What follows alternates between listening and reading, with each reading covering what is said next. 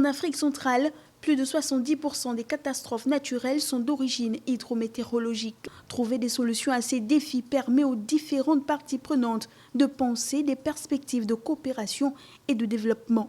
Lorsqu'on a des catastrophes dans la sous-région Afrique centrale, on s'est aperçu que justement, il n'y avait pas une coordination de tous les acteurs. Il faut créer un réseau, en fait, c'est ce qu'on appelle en anglais du networking, pour essayer de mettre ensemble tous les acteurs pour qu'on puisse avoir une action concertée et concrète quand on est face ou quand on prévoit des risques de catastrophe. L'enjeu de cet atelier est donc capital. Les participants devront, au terme de ces assises, produire au gouvernement des stratégies efficaces afin de faire face aux risques de désastres hydrométéorologiques.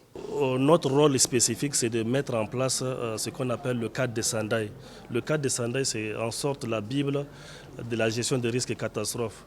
Donc il y a des priorités qui sont déjà déclinées dans le cadre de Sendai et ces priorités, nous venons les mettre en place avec l'aide de nos partenaires techniques et financiers qui sont la Banque mondiale, qui sont également l'Union européenne qui finance nos activités.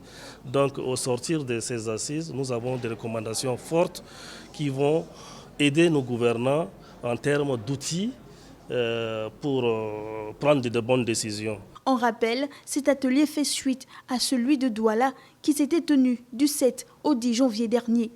Des ateliers qui prennent en compte le fait que pour pouvoir renforcer la résilience, il est indispensable de comprendre au préalable les aspects qui la sous-tendent et donc de mettre l'accent sur les connaissances.